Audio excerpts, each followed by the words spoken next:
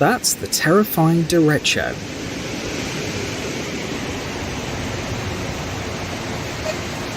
In Spanish, this word means straight or even, which makes sense because unlike tornadoes where air flows swirl into a vortex, the derecho forms a straight line of strong winds.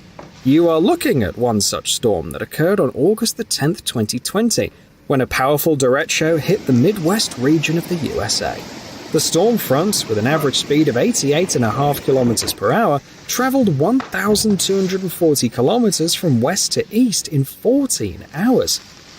They say storms of this magnitude happen in this region about once a decade.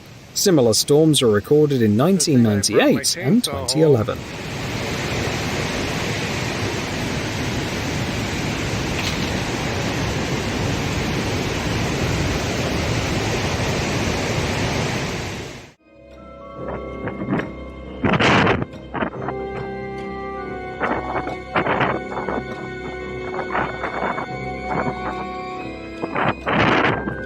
Sometimes the weather gets so harsh that all you can do is helplessly watch as your property literally breaks apart under the force of nature.